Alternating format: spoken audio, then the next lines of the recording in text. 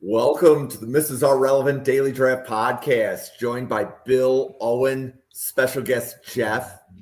Jeff, it's your first time on Draft Professor. Welcome. How are you? Doing great. Happy to be here. Fantastic. So this was not meant to be an entirely Bills podcast with, we have Bills fan, and Bill. But it just turned out that way. Just kind of, if you're new to the station, we have Owen, who used to be a scout at UB. I'm a Bills fan. Jeff is, and then Bill Sparks, the comp king, is on the other side of Lake Erie there, being a Browns fan. But we are going to cover all of the draftable players at the University of Indiana.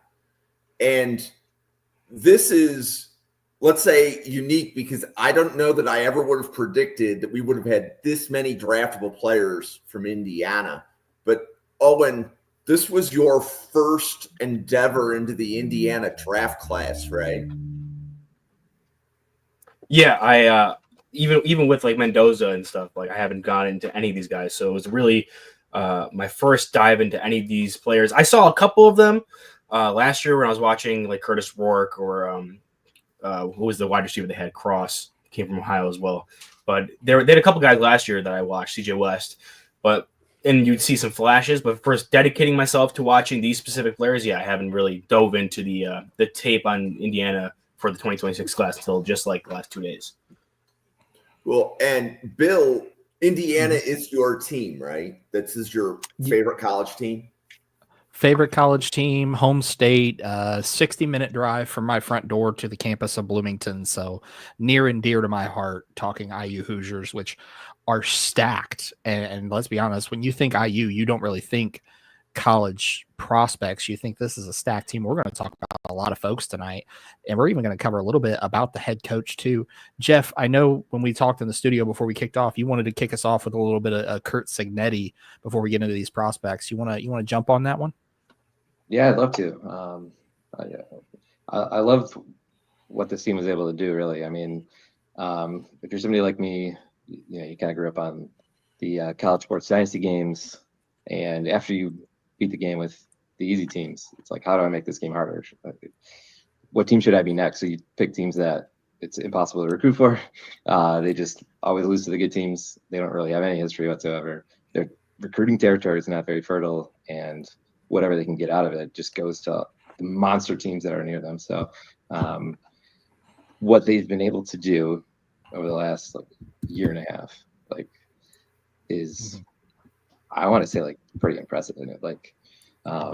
Starting and ending with their head coach. And he's got a pretty cool backstory that, I'm sure you guys know about, but maybe all the listeners don't know about, but he's like a low key program mastermind. Everywhere he's been, they go from being not good to just being incredible. Just one of the most unique and impressive resumes of all time, really. Yeah, 100%. Because I'm also pretty sure he took James Madison up to the FBS level before going to IU to rebuild that program, which is nice because IU's always been predominantly a basketball school, and now to be able to say they're an athletics school is pretty nice. But I think we're gonna get started offensively. I think is the order of the day is what we wanted to decide on. So, Jim, do you have a preference of which prospect we want to start with, or should we dive right in? So, Owen, I am really curious. Aiden Childs or Fernando Mendoza? So I was actually pleasantly surprised by a lot of the players I watched today. But Mendoza was one of the ones that was only few that left me kind of a little disappointed because I had gotten hyped up about him so much from guys like Bill and the Twitterverse. I think right now I'm definitely a Childs over Mendoza person.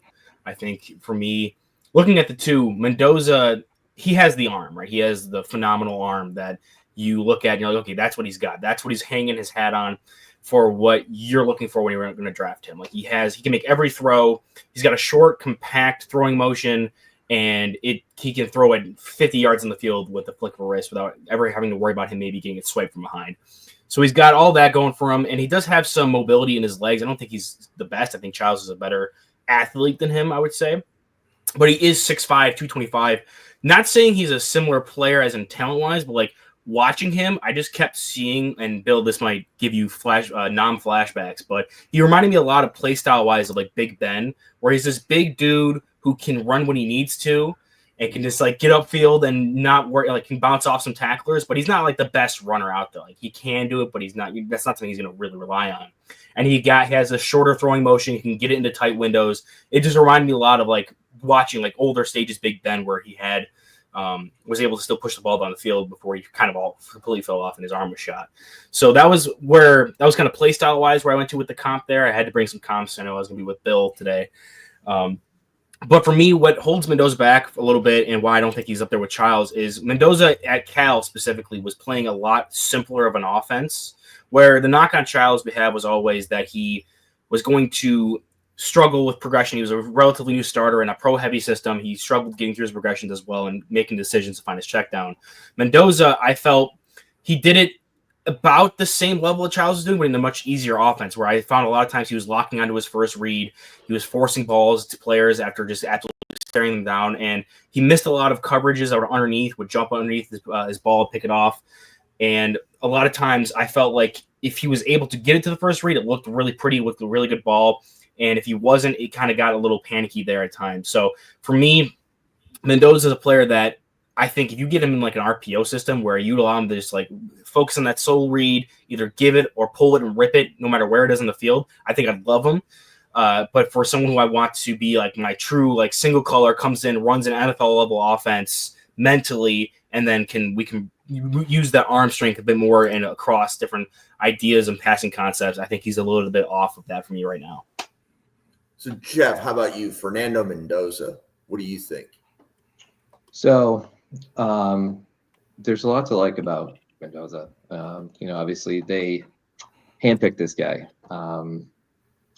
And talking again about Signetti, let's think about some of the other guys he's handpicked. So going all the way back to NC State in between 2000 and 2005, he coached Phillip Rivers for his entire career. He recruited Russell Wilson, and then there was other good players along the way too.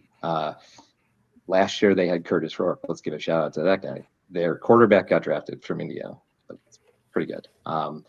2022, Curtis Rourke was the MAC Player of the Year and was like dual threat, like great runner. But then he got hurt early last year, couldn't even run at all, and became like this amazing pocket passer. Like I think, in my opinion, it was criminally underrated. He went in the 7th round. Like he should have gone earlier, I think. I don't know if teams just thought he'd get knee surgery or something, but if you're going to comp them to guys, I think you should start with Curtis Rourke. I mean, they're pretty much the same size, similar-ish, idea of player. And for me, Rourke was a top 100 player. It went way later than that. And Mendoza, there's things about him that I like, and completes a lot of passes, super high volume player. He had a good supporting cast at Cal, and he's going to have like a similar cast of skill players in terms of Cal had Mizai Hunter. They had a good tight end Endries. They had 2 good receiving backs with Ott and Javian Thomas. And we were going to get into some of the players that Indiana has, but it's a similar idea of the type of players.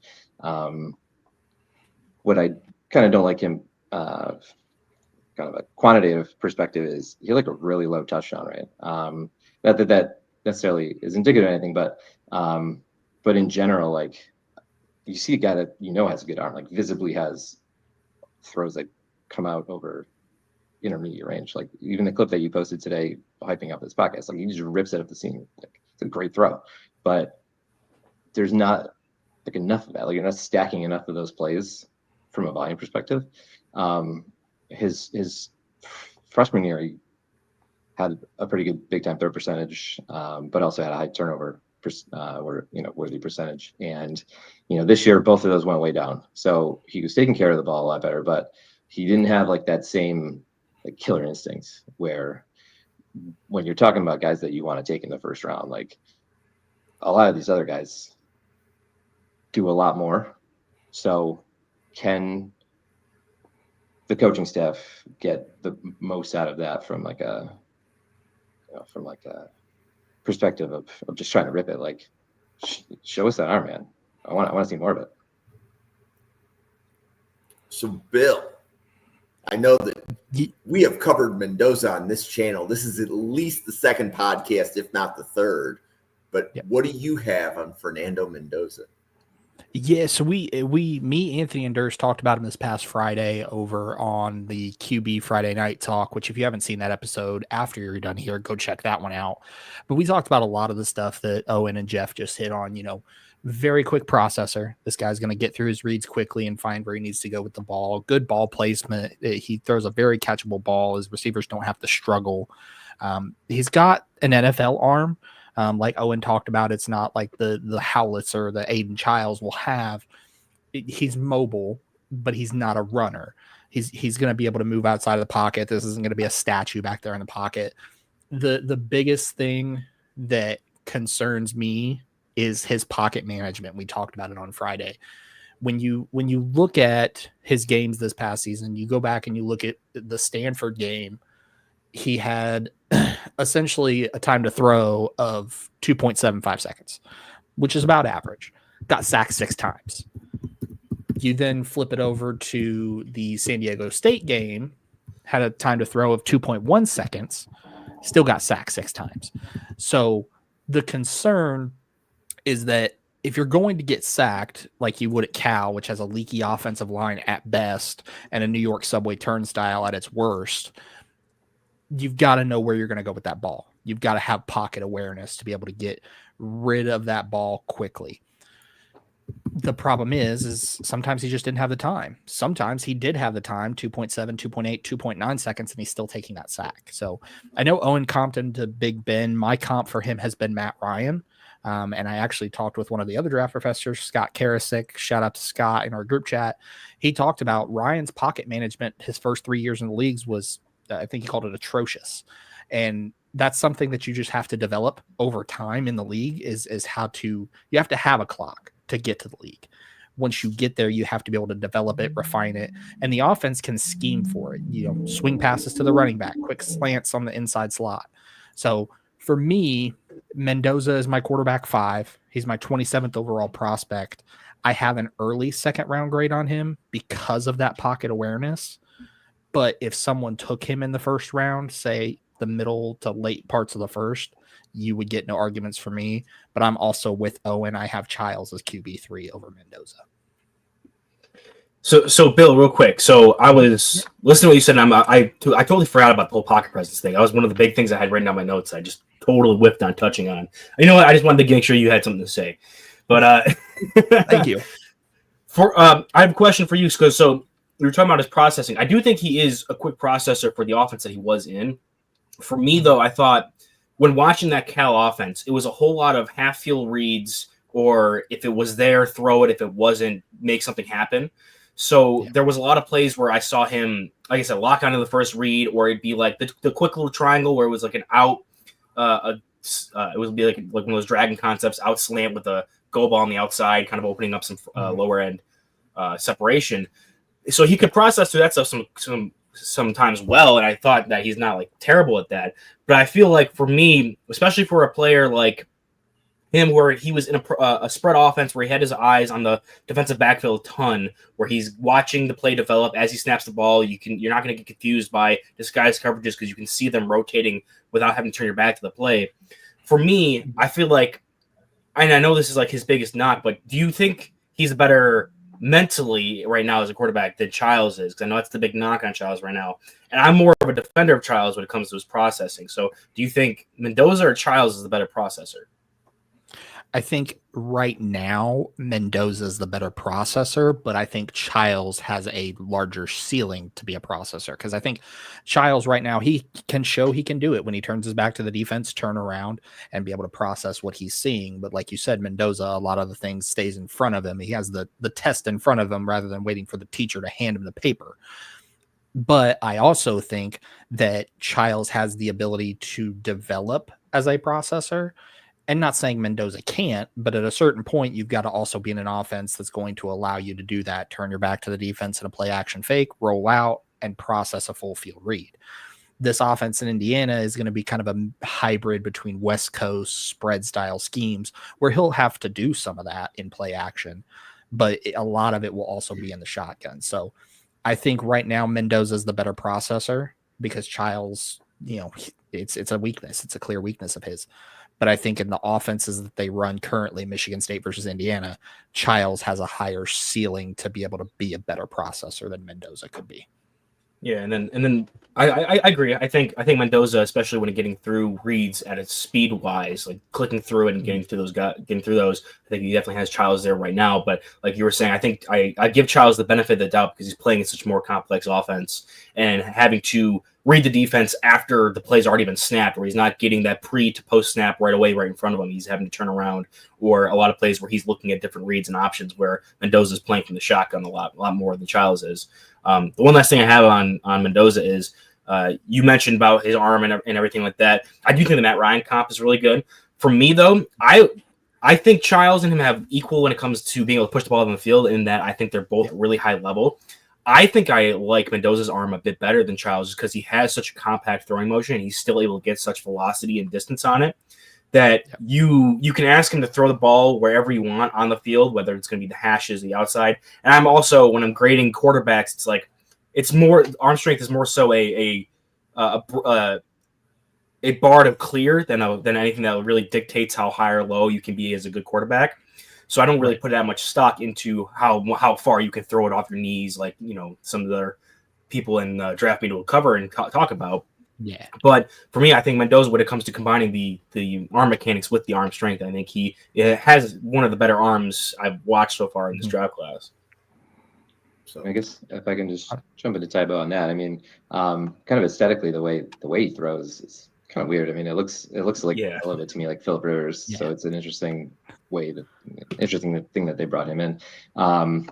But the combination of like high completion percentage, low ADOT, low yards per completion is, but also high sack rate is like something that I don't really love. He's going to go to a team that's got better pass blockers than the one he was on. So hopefully he can be more confident and, throw it more downfield. But like the Matt Ryan comp, I think is interesting just in the sense that like when Matt Ryan was in the pros, he was never really like a great red zone quarterback. He had a really low touchdown rate, like when you compare him to guys like Rivers or guys like Aaron Rodgers, where like once they got down there, they could always get it in. They could do back shoulders. They could do all kinds of different stuff to kind of raise that percentage. And that was true over a huge sample size of thousands of attempts. And right now Mendoza's just, he needs to take that next step, I think. So for people who have him as like QB1, I kind of, I don't really see that. I'm not there on him. I'm in a similar range where like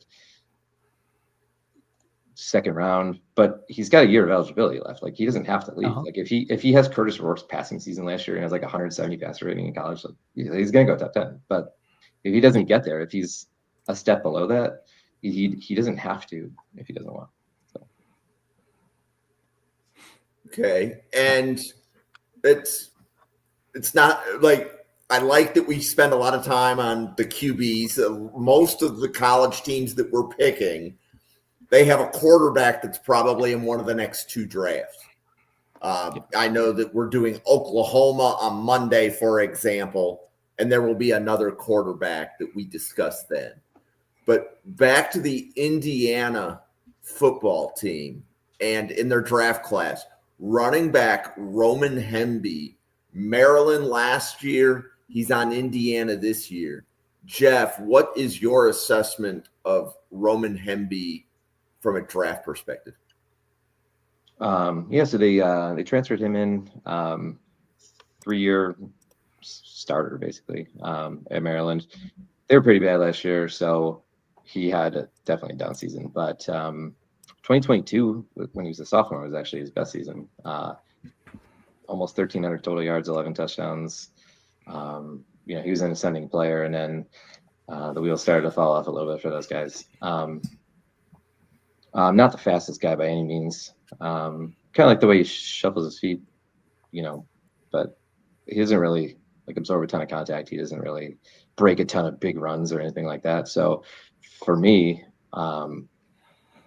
my preference when like if I was GMing, it would be long plays and durability, and the long play element of it isn't great, but he does have a lot of receptions. He's got 112 career receptions. And like I alluded to before, Mendoza is kind of a little bit of a check down guy. And I think that's part of the offense that they didn't really have it last year at Indiana that they wanted to really address.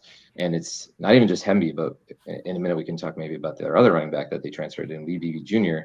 I think that's, we should keep our eyes out for the passing game element of their running backs. So, Bill, Roman Hemby, what do you have? Yeah, so the big thing with Roman Hemby, like Jeff just talked about, this is a guy transferred from Maryland, 6 foot, 208. The big things that you notice about him, he does have that top end speed and explosive acceleration. Just gets out in front of defenders' angles and he's gone. Elusive in space, quick jump cutter, quick set cutter, one cut, he's gone. Does show good vision and patience, though. When the block isn't there and the hole isn't there, he does show some decent patience. The concern for me is his pass protection needs some serious refinement if you're going to use him as an every down back, which for me, with his pass protection the way it is, I would not. Like Jeff talked about, I would use him in a pass setting, maybe on some sweeps, some outs, some wide zone stuff as well. I would like to also see him improve his ball security. There's some fumbling issues, and it's all related to his grip and his running style. It just looks very awkward when he tries to run with it. He doesn't tuck it and run. For me, he's got a round 4 grade, kind of like in the Khalil Herbert mold of a running back. Like I said, going to be a better pass catcher than he is a runner, but he does have the juice and the speed to get up and away. Owen, what do you have on Roman Hemby to add? Yeah, so I did like Hemby quite a bit from what I watched. Now, I think he's a bigger back. You'd like to see maybe him add like another 5-10 pounds. He's 6 foot 208, probably closer to 200. Really, they're really probably stretching that extra 8 pounds out. But he definitely has some girth to him. He's got a good frame. And I think he plays with really light feet where he's able to move and especially in space, attack it, be a little bit more elusive than you'd expect from a guy who's a 200-plus pound back at 6 foot. So I really like that combination. I think he does run with his pads on occasion. They did run the I formation on the goal line a bit with Maryland. He got a couple of his touchdowns that way last season. And he does have some plays where it's not often times where he can string it together a lot, but usually the first guy there with contact can tend to slide off his pads and shed off. He can usually fall forward. So I do like some of his contact balance there as well. For me, though, I think his vision when it comes to manipulating the second level, reading those linebackers, reacting off of that can definitely improve a bit more, especially as someone who I think would excel a lot better in some of these wider zone schemes where you can kind of read the front, plant and go, and they do that one cut kind of like Bill was talking about. I don't really see the top end, like high end last gear to really break those runs off. Of the longer runs I watched on his tape, the one that was like the most consistent with, being able to beat angles out and breaking them off like 60-plus yard runs, 50-plus yard runs was when he actually played against Indiana this past year. And he got the most beautiful block ever from the referee on a guy we're going to be talking about in a bit, D'Angelo Pons. So that was something that really opened up the hole for him. We got the extra blocker there. And that was when he was able to really get an angle and really break that off. But for me, I think he has a lot of twitch and explosiveness, but the long speed is what I'm kind of still searching for a bit when I'm watching his plays there. I think he can't find that. For me, projecting him to be like where he could fit into an NFL offense, I do think he's a very willing blocker. He's physical. He shows that when he was being a run blocker for other players in the screen game or for his quarterback and quarterback design runs. And as a pass blocker, he's willing to stick his nose in there and get in front of guys, but his technique and ability to gather and accept contact just isn't there right now. So for me, I think that's somewhere he can really improve. As a receiver, I did actually really like him, especially for a guy, again, 6 foot, 200-plus pounds, who is light of feet in open space. That translates over for his route running. He ran a lot of like Texas routes. He ran some corner routes, drew some flags in the red zone, was used a lot coming out of the backfield as a receiver. So I think at worst, when you're drafting Hemby, you're getting a guy who can potentially be a receiving back for you, is bigger, can run some of those more wide zone schemes, can be a rotational guy in a backfield that has a couple different backs. And he has the upside that if he shows some more of that long speed, if he plays a little bit more with his pads and he fixes that pass blocking, he could eventually develop into a every down back, more of a lower end tier starter initially. But I do think he has some room to grow there specifically. So I have him as like an early fourth, later third if he really develops a bit more. Right now, I think at worst you're getting a pass catching back, and at best you might be able to get an all down player. Okay. Next Indiana player, Bill, wide receiver, Elijah Sarrett. Did I say that well? Yeah. Surratt. Thank you. Yep. So Elijah Surratt, so 6'2", 209. The big thing, this is a guy, very exceptional hands, going to be able to pluck the ball away with ease, with confidence. Really good ball control when the ball's in flight. Watch the Michigan game. There was a play in the Michigan game, I think it was the 35-yard touchdown, where he just twisted his body midair like he was a corkscrew and got in a great position.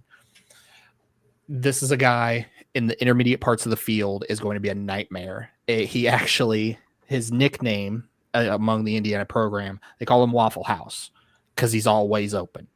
And you're going to see that, especially on the intermediate parts of the field. He's also a chain mover. You look at his 53 catches last year, roughly 40 to 45 of them either were for a first down or a touchdown. So he's either moving the chains or he's putting points on the board. The problem with Surratt is he has a long speed limitation. This is a guy that's probably going to run somewhere in the 4.6 range. He's not going to take the top off of a defense. He also, doesn't have that elite burst off the line. Press coverage can cause some issues for him, kind of shuffle him around a little bit. For me, he is a top 50 player because of his work in the intermediate parts of the field, because of the hands, because of the body control. My comp for him from a play styles perspective, it's a little lofty, but I think he can get there. It's Michael Crabtree when Crabtree was at Texas Tech. The same thing that you saw with Graham Harrell to Crabtree, you're probably going to see with Mendoza to Surratt. Like I said, when you have the nickname Waffle House among your teammates, you're doing something right, getting open. Oh, and what do you have on Elijah Surratt? See, Bill, I knew you were going to like Surratt because every time I watched him, I was getting a lot of flashbacks to his past draft cycle with Ayumanner, and I know you were a big fan of him coming out of Stanford. He's a big guy. Like, he's 6'2", over 200 pounds, and he plays physical. Like Bill was saying, he doesn't have a ton of burst off the line or in and out of his cuts a lot, but he's able to use that physicality a lot to get off that line when he is pressed or when he is facing some tighter coverage, especially in man. When he's trying to do some like deeper in-cutting routes, he can use his physicality to get off of those guys and create some separation in the short game, despite not being the most explosive or twitchy player. I also do see that he has some limitations with the long speed. I do think he is still a decent deep threat in the same mold as an Ayumanner, or like we see in the past with Keon Coleman, where these guys who can push it downfield and then really play above the rim, so you generate some one-on-one coverage down there, even against like some deeper zones, and then you throw it up to him, are able to push down the field and put it in a spot where he can go up and get it. So I do think he's someone who can excel in contested catch situations.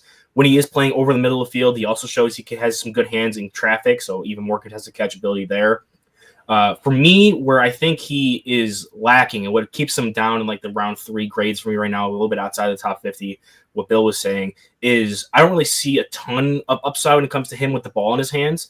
He had 4 total missed tackles for us this past season across all of his catches, and watching all 4 of those reps, it was him catching the ball and a defender just falling off of him when it comes to like trying to tackle, because he's a big, strong guy. It's not him making plays after the catch. They don't really utilize him all that much when it comes to screen game or in the short passes trying to get him going on the run. It's just not an element of his game that he really has in his toolkit right now. He did return in high school prior to going to Indiana, and that was another thing I found interesting. I didn't know anything about the head coach. I didn't do any research for that when we went into this, but they might as well be called the Indiana Dukes this year with how many James Madison transfers they have, and that we're talking about specifically today. So after coming into James Madison out of high school, he was a returner. I don't think he was used that often, James Madison. I have to go back and double check that. But for me, I just didn't really see that element to his game. So he's going to be a lot of contested catches, over the middle of the field, being able to create some separation of physicality, and then be more of your X-type receiver who isn't going to wow you with a lot of physical traits, but can be a guy who you can get the ball to and move the chains, like Bill was saying. So, Jeff, Elijah Sarrett. Yeah, I like him as a day two guy.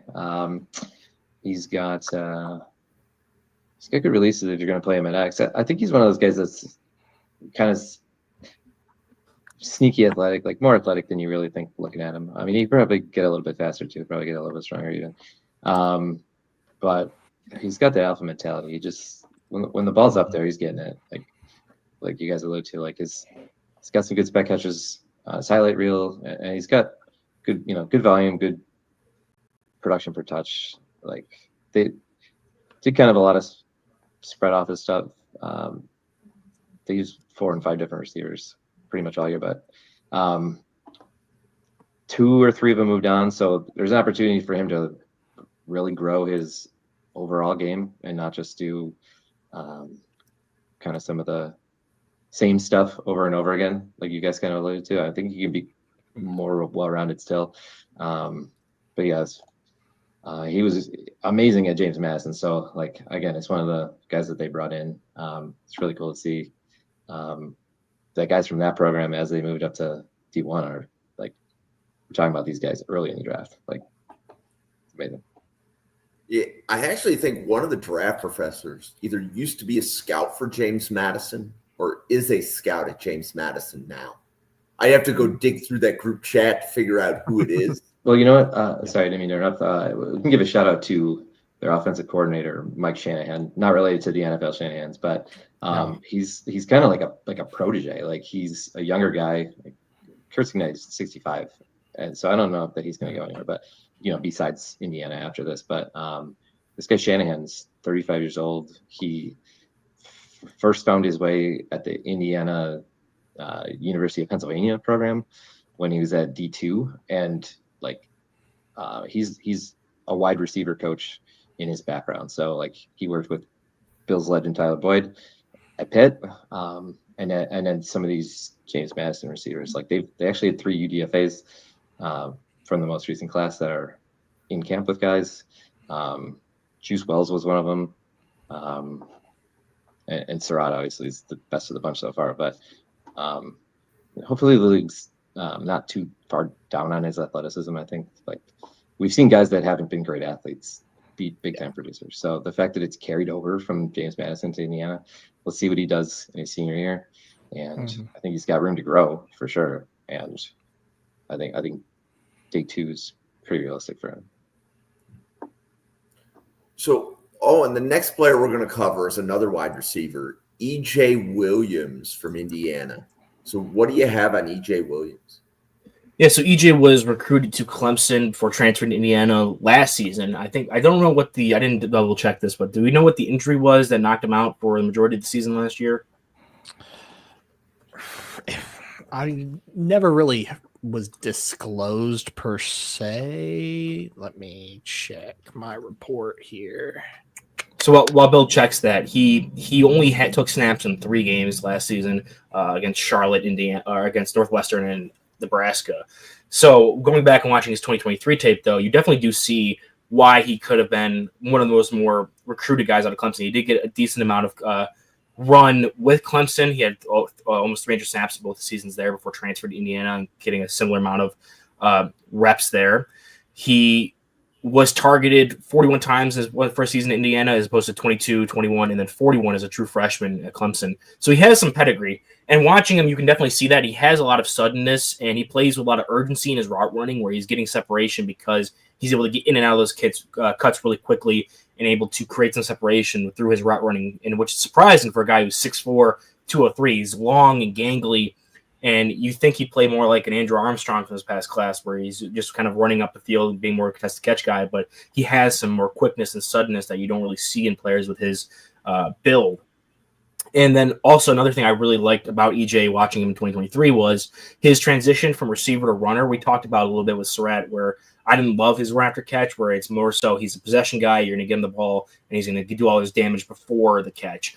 Whereas Williams, when he's able to get the ball, it hits his hands, he's able to tuck it, get upfield immediately, and transition to a runner immediately after that. So it's kind of Jerry Jeudy-esque when he was at Alabama, where he has this twitchy suddenness route running and then able to have that kind of higher level of transition to being a guy after the catch. Now, he's going to have to recover from this injury, come back and show he's not going to have any setbacks. He is an older player. He was a 2020 true freshman, so he's going to be a 6-year senior this year. So we'll see what ends up happening with him, how he fits in, and how the offense works when you have a guy with a kind of different skill set to Williams, with Surratt and then Williams kind of complimenting him. I want to see how they kind of incorporate that a bit more, especially if you have a running back like Hemby, who's also good in the passing game. You want to get some guys who can get the ball after the catch there. So I'm curious to see how that works out. And he's someone who I think can be tagged as a person who can move up a lot in this upcoming class. I have an incomplete grade evaluation on him just because I didn't want to grade him too harshly off of his 2023 tape. I do think he can definitely get better with a lot more things when it comes to consistency and being able to just stay available and have more of a high volume role in college. So Jeff, EJ Williams, what did you have? Yeah, like Owen alluded to, he is an older player, 6-year player who hasn't really been on the field that much, like hasn't really produced much of anything at all. But there's a similar guy in this draft class, Deontay Thornton, who kind of came out of nowhere, had a pretty high yards per catch, and then had great times. So like it's not outside the possibility that I'll get drafted, but they do have a little bit of an open depth chart. They did have a few players leave, a lot of vacated targets there. So I think there's a good chance that he's going to play a role. He's definitely we're going to get to see what he's all about. But like you said, incomplete. Usually older players like that, they don't really usually get drafted unless they do something special, like in the preseason or the pre-draft events, Senior Bowl, Combine. Like they usually have to like have some kind of special trait that really sets them up, over the edge. So we'll see. So Bill, EJ Williams. Yeah, so just to piggyback on what Owen said earlier, so the injury started initially as a hamstring injury to kick off the first couple of weeks of the season. Then after that, he returned from that hamstring injury, then was out with what was believed to be a knee injury, ended up getting surgery on it. From there, went into the portal because he wanted to be away from the team, then removed himself from the portal, returned to the team. 6'4", 203. This is a guy, he's got speed. It's not the fastest speed in the world. It's probably going to be somewhere in the 4.48, 4.52 range, but at 6'4", 203, plus a 38-inch vertical from his high school days. So he's fast. He's, big, can jump high, has some long arms, strong hands, good catch radius. The problem is he's got a limited route tree, doesn't have the twitch to create separation. I think if you just look at the athletic profile by itself, I've got an early to mid round 6 grade. I think, like Jeff alluded to, there's some holes with the Indiana team that they're going to be able to fill some of those catches with EJ Williams. And plus, this is also a guy, if you wanted to use him on punt returns, kick returns, he's got some good speed. It's just not the fastest get up and go, kind of the twitchiest. So you have that opening there as well. I know they brought in Mekhi Jackson and obviously Solomon Van Horst for those duties, but EJ Williams can compete with those. But for me, it's kind of like a Devin Funchess type of guy. Could he possibly put on some more pounds, maybe convert to like a power slot tight end? Possibly. There's that possibility as well. But he's one of those guys, if you had an incomplete grade like Owen and Jeff did, I wouldn't be mad with how little he's been on the field.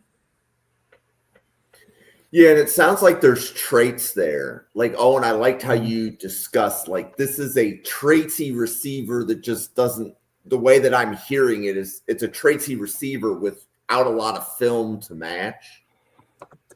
Is that fair? Yeah, I think he's unique that he did get playing time was super early in his career with Clemson. Like he had his most playing time in his entire college career as a true freshman in 2020 with Clemson. He had 41 targets that year and had his most snaps taken in a season. And then over the next 4 years, he plays continuously less and less and less, gets a little bump back up when he gets to Indiana, and then gets hurt this past year. So you don't have a lot of stuff, especially recency, where you don't want to take unless they're like super athletes like Jeremiah Smith or Ryan Anderson. There's not a lot of players that you can look at their true freshman tape and be like, okay, that guy, yeah, that's what's going to be translatable when he gets drafted to the NFL. So you don't want to take where his snaps were and be like, oh, that's what we're going to look at and try to value off of that. You want some of these more recent snaps, and he just doesn't have them on tape. So you can see the athleticism, you can see some of the desirable traits you like, but it becomes to consistency, seeing if he can put it up for a whole season. And now he has an opportunity this year with Indiana with how many vacated targets they have and the skill set he brings, which does, like I said, does complement what else they have there on offense. So he has a chance to write those things before maybe the pre-draft process, but the pre-draft process is definitely going to be big for him when he stand out athletically or get some actual playing time if he again goes down with injury or just doesn't get that many targets this year. Okay, so Jeff, next player, Holden Stays, the tight end from Indiana. What is your draft assessment of Holden Stays? Yeah, so Holden Stays, I don't have a ton on him. Generally between like 12 and 18 tight ends get drafted. So like, do I think this guy's one of the 18 best tight ends? Is he one of the 18 best seniors? I'm not sure I would say that right now. But obviously within the context of this offense and this quarterback, I think there's an opportunity to take that step, for his senior season. I think yards per touch is decent. I think, he's got he's a good size, decent athlete. And again, if we're copying him to like Jack Endries, who had, how many yards did that guy have? He had 600 yards last year for Cal. So like, is Mendoza going to feed this guy over the middle? Could be. I mean, if he has that kind of season, he's getting drafted for sure. But he hasn't really shown that level really yet. So Bill, what do you have on Holden Stays?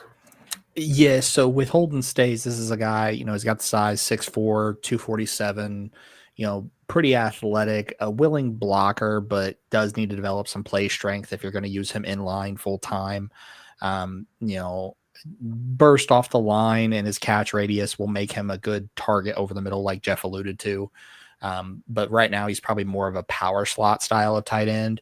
And like Jeff mentioned, the last 5 years, an average of 16 tight ends have gotten drafted. And on my board, I have 30 draftable grades.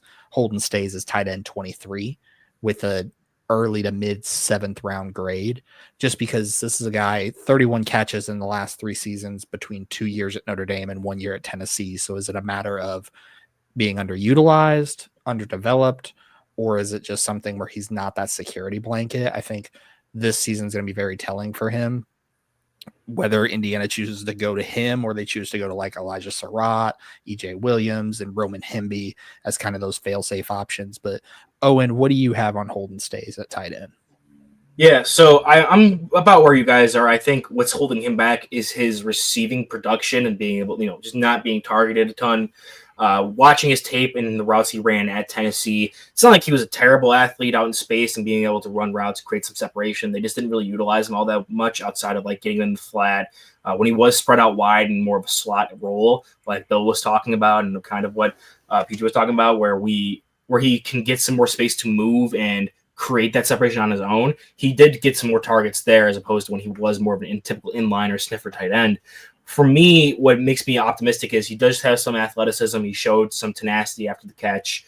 And as a blocker, even though I don't think he's a very technically sound or super strong blocker down to down, he did have some nasty plays where he was burying guys in the dirt, especially against some higher level competition. So you have some flashes here or there where you're excited to see what he could do, especially in an offense where potentially he can excel more when it comes to opportunity, especially in the passing game. And then also I'm curious to see what the role they use him as for a blocker, because with Indiana specifically, they run a kind of a mixed pro spread hybrid style where you're going to be using tight ends in very unique ways from down to down even. So I'm curious to see if he's going to be typically more of an inline guy, if they're going to transition him more to more of a power slot.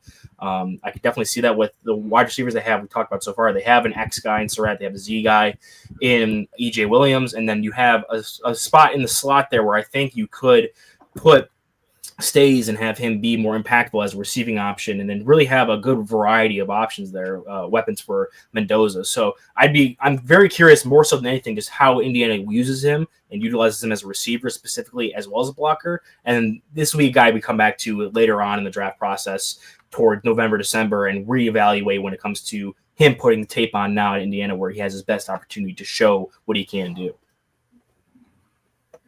Yeah. So I like how, again, where you guys are pointing out, like, this is a tight end that has some athletic traits.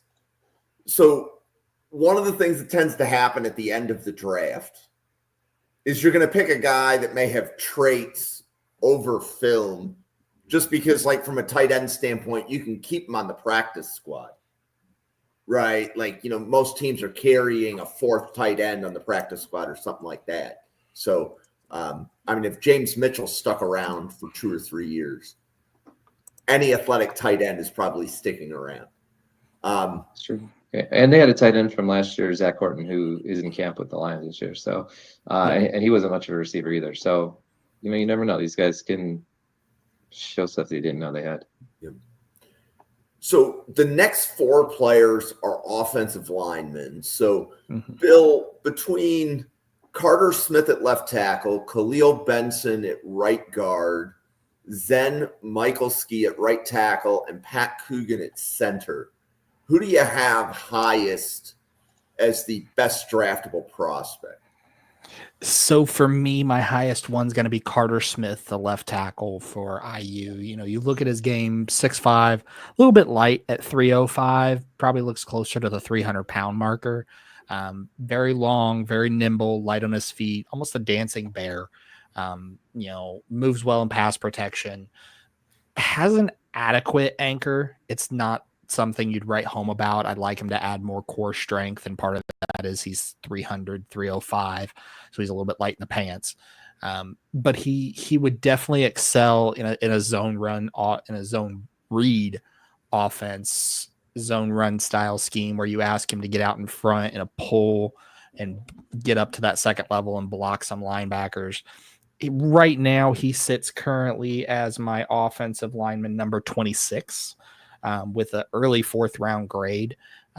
Kind of like a Jonah Williams mold as far as an offensive tackle. Do you necessarily want to use him as a blindside protector?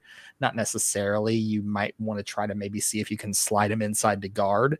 The problem is he doesn't really have that anchor and that play strength that you'd want to put him inside and line him up with defensive tackles. But of the 4, between him, Coogan, Benson, and Michalski, Carter Smith's my favorite. Owen, anything you'd like to point out about any of the Indiana offensive linemen that you watch? I think Bill's spot on with that grouping.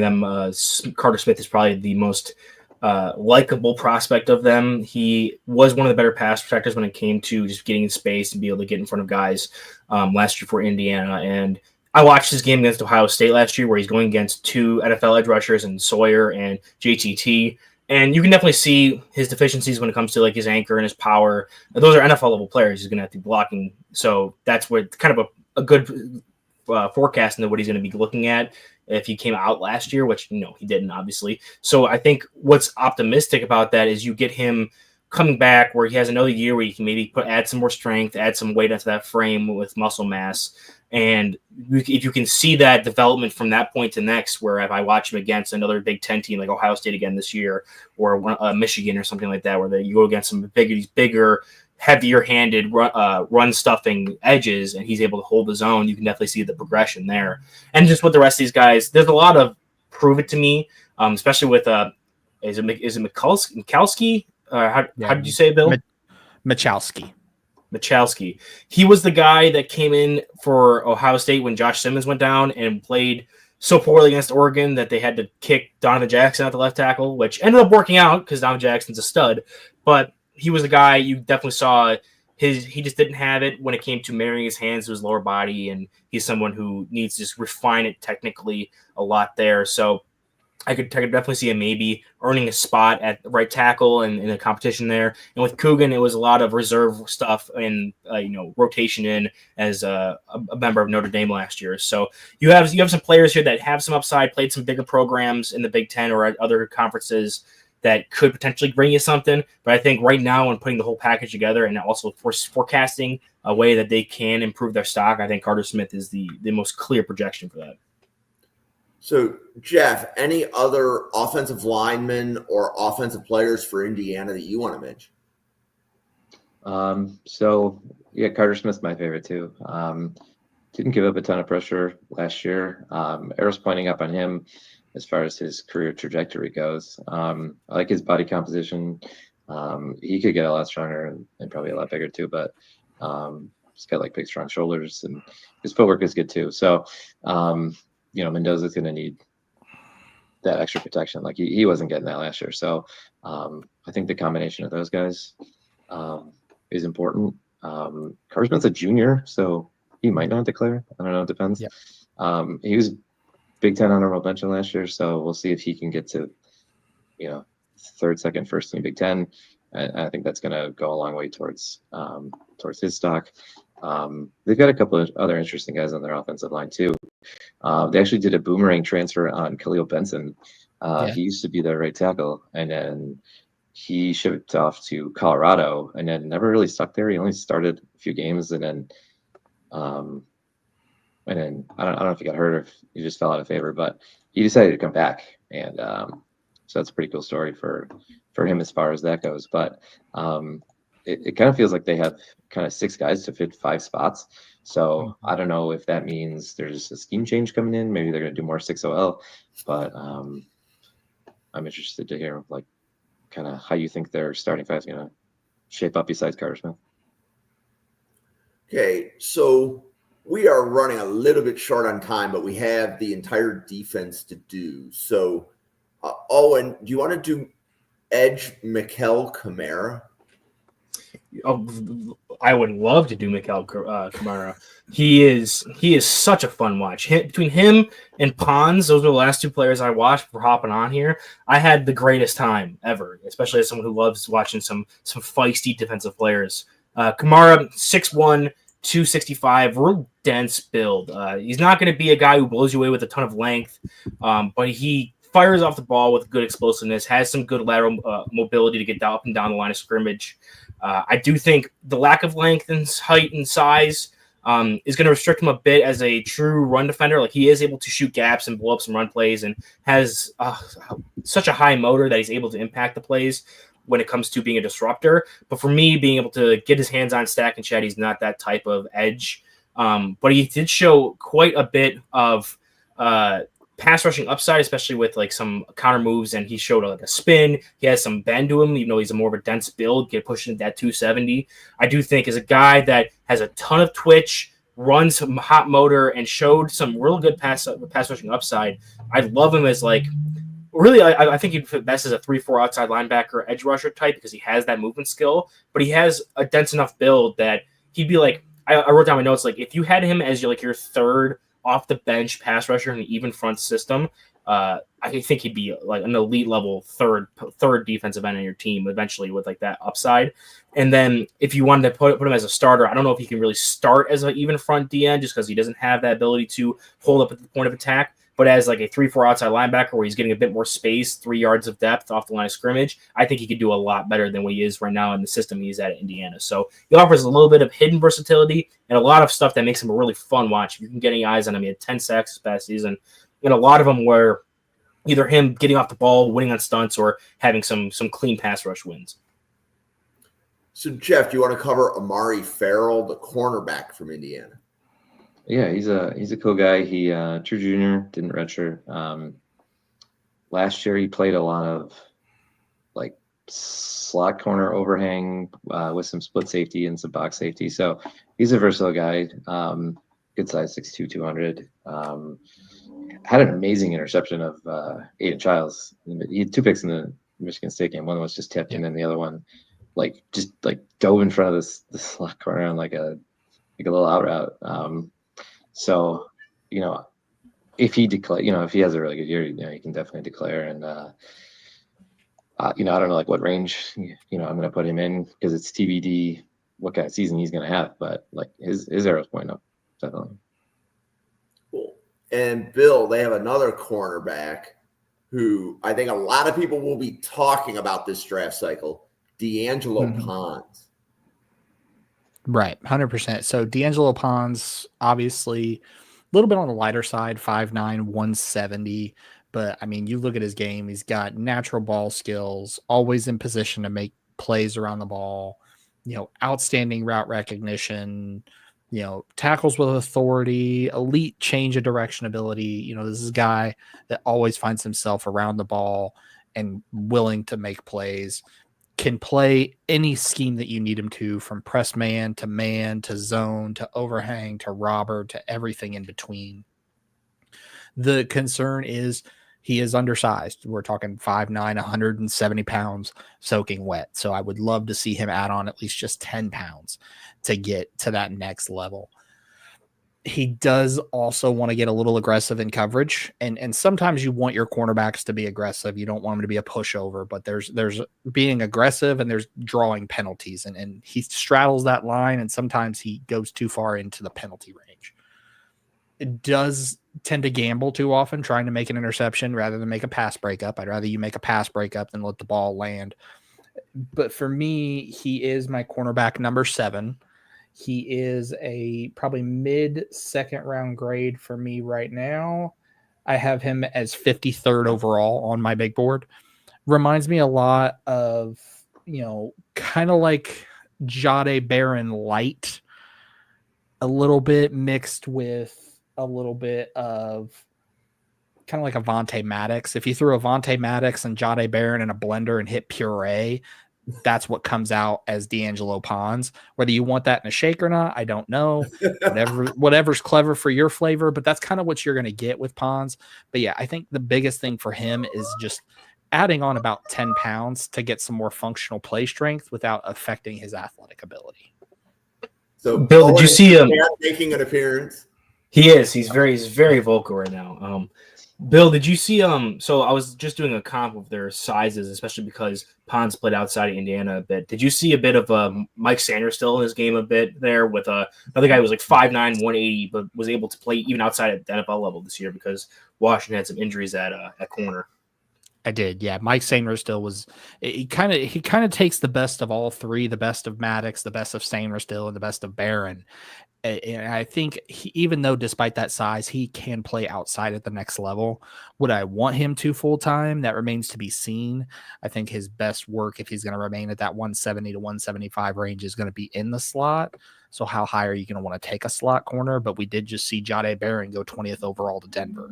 So I think we're kind of gearing away from boundary corners have to be 180, 190 pounds. If they can stay healthy, then that's a whole different story, which Pons has shown that ability to be healthy.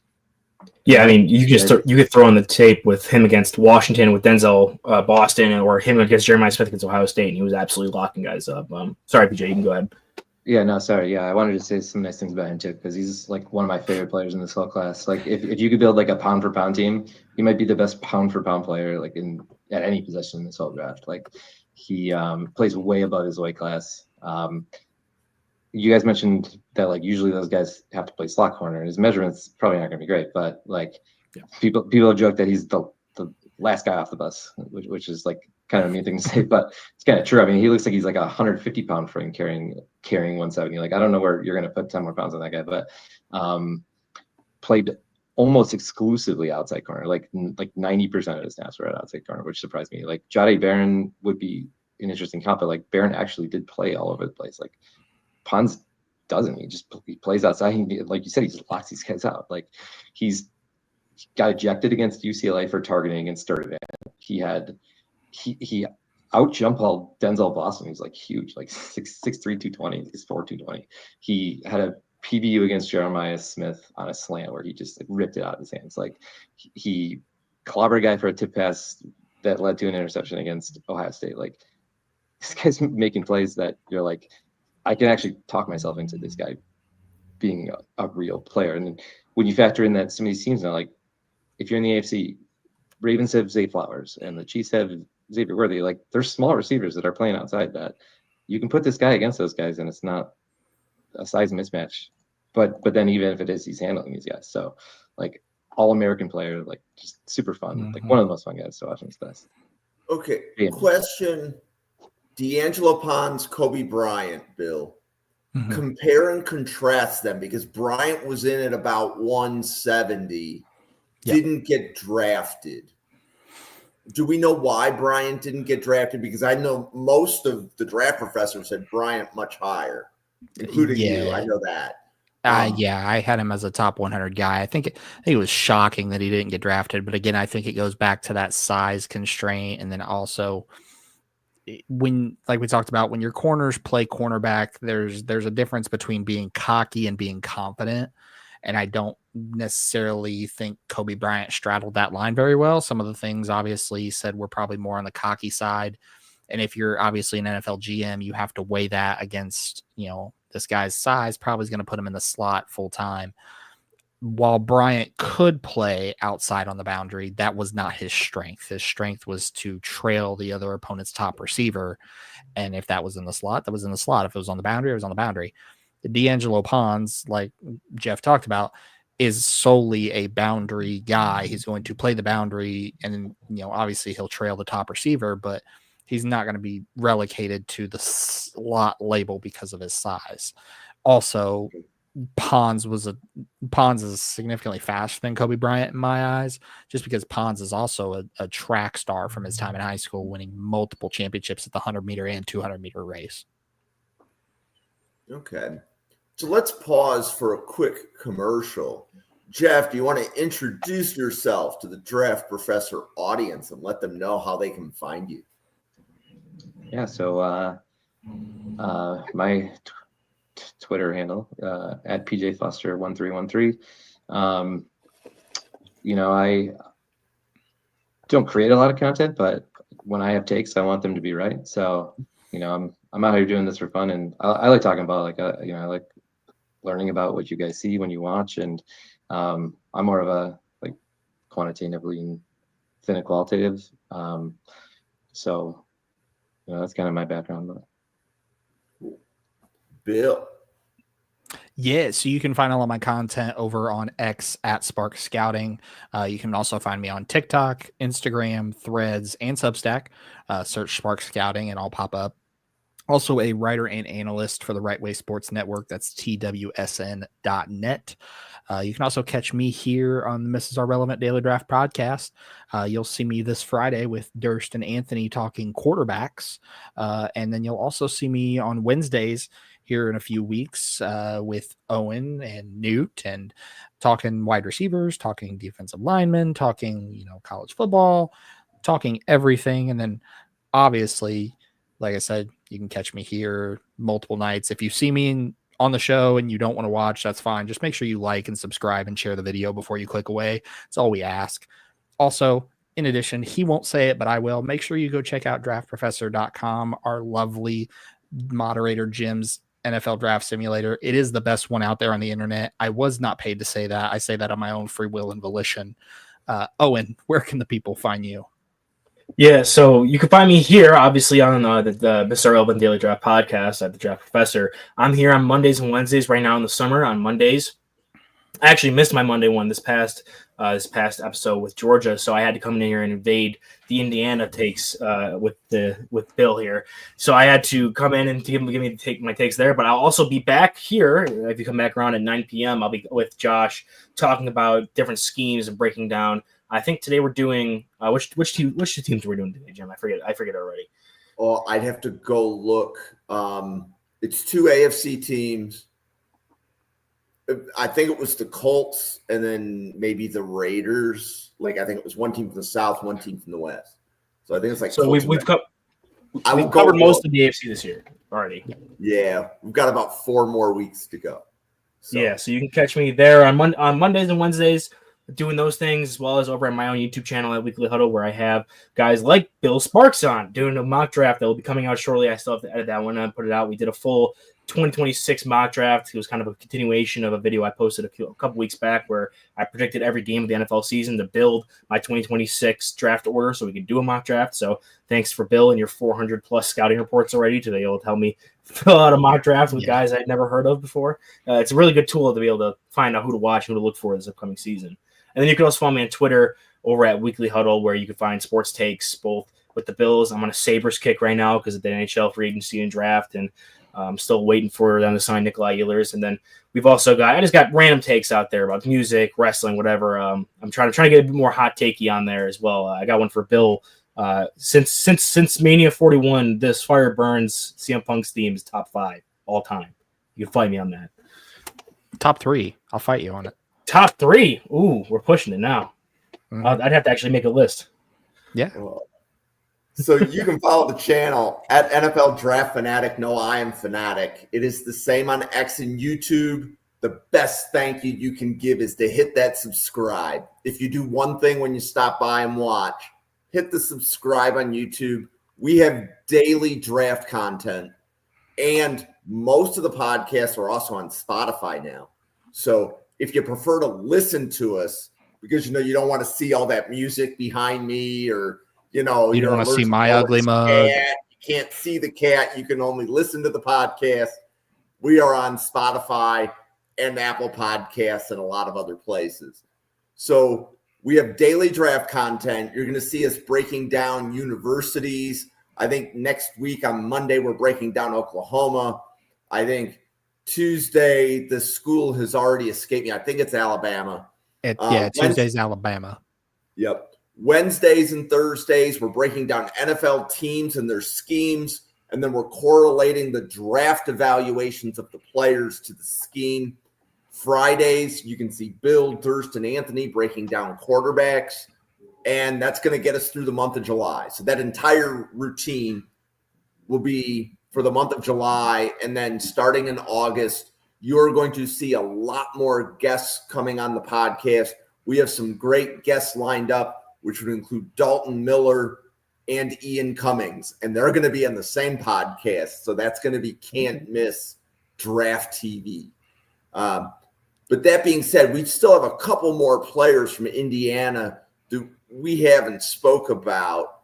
So between Stephen Daly and Aiden Fisher, and was there one of those players that you liked better? I liked Aiden Fisher better. I will, before I dive into him, shout out Stephen Daly, transfer out of Kent State, MAC player.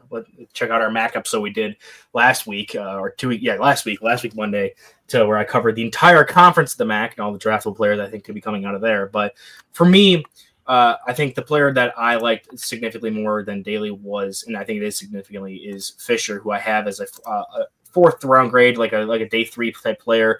He's going to be one of those players that's going to be more of a weak side linebacker. Maybe if you're one of these defenses like the Bills run, where you have some undersized backers and have more of a disruptive front, he could potentially slide in that middle linebacker for you. But for me, he's smart, instinctive, avoids blockers more than takes them on. He's able to kind of slip through some of the traffic and make plays there. He does throw the body around. He can lay the boom a bit.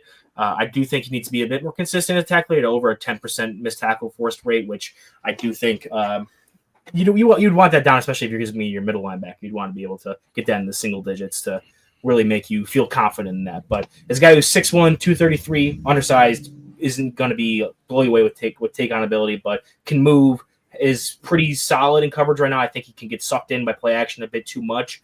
Clean that up a bit. I think you're looking at a guy who has the upside of potentially being like a smaller starter for some defenses that don't really prioritize size at their second level. So, Jeff, any Indiana players that you would like to point out that we haven't covered yet? Sure. I'm a big fan of Omar Cooper Jr., the receiver. He didn't have a lot of catches last year, only like 28 catches, but out of those, 24 went for either a first down or a touchdown. He had almost 22 yards of reception, and so he's a junior this year, so he could break out and really, add more to his game and give Mendoza another target that they need. and he could be in the draft discussion by the end of the year, I think. Cool. Bill, anybody else from Indiana, whether they're on the draft board or a player for people to watch that you'd want to point out? Yeah, so two of them. The first one we kind of already hit on a little bit. Stephen Daly, the edge rusher, 6'2", 258, very explosive, twitchy, athletic, still developing a pass rush plan, heavily relies on his speed and his athletic ability over his actual tools. But this is a guy, very intriguing upside as a 3-4 outside linebacker or even a wide 9 defensive end, kind of in the same similar mold of, let me pull it up here, kind of like a Elvis Doomerville, but in a larger frame, is kind of where you'd see him. I have him as a day 3 guy. And then obviously, what kind of person would I be with my 450 plus big board of players scouted and comped if I didn't bring a specialist with me? And I'm bringing the kicker, Nicholas Radisic, redshirt sophomore, so probably won't see him until 2027, 2028. But this is a guy, 71 for 71 on point afters, has only missed 1 field goal in his entire career, and that was from the 40 to 49 yard range. 5'11", 195, has a very smooth mechanical motion when he's kicking the ball.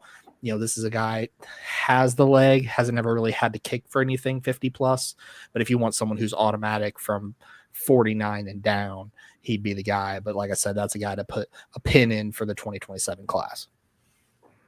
Yeah, we have to close the podcast down. If we are talking about kickers, I think that means that it's time to go home. For Jeff, thank you for guest appearing. It's definitely been a pleasure. For Owen, Bill, myself, the 80 podcasters at the Draft Professor, thank you, everybody. We'll see you on a podcast again in about 45 minutes. Peace. Thanks, guys.